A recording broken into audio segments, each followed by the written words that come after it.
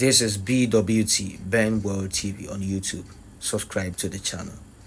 These are some of the reasons why Africa cannot unite. You know, in the early 50s to the 60s, a leader like Kwame Nkrumah of Ghana inspired so many Africans to go for independence. And after independence, they had one goal, that is uniting Africa for it to become a single country or a federation like Russia or the USSR those times. So they tried, but this dream did not come to pass. They started something like the African Union, which is still existing, having its headquarters in Addis Ababa, Ethiopia. But still, there's nothing like African unity. That unity is not there, because when you go to the north, they are Arabs, but they are Africans. They speak Arabic. When you come to West Africa, some speak English, French, Spanish, and I think Portuguese. When you go to Central Africa too, Portuguese, Spanish, French.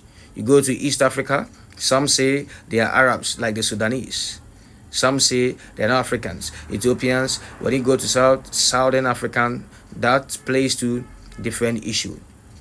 And it cannot be possible, because when Africa has so many problems. One, Africa has immense diversity.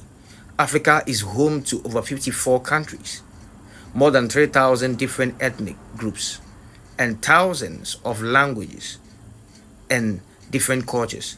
The sheer scale and variety in social, religious, and cultural practices makes a single unified system incredibly complex to manage or even agree upon, to agree upon.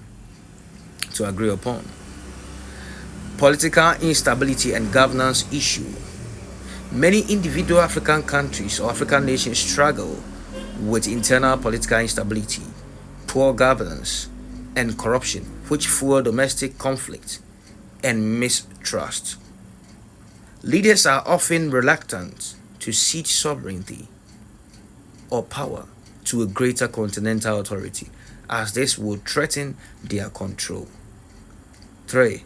Colonial legacies.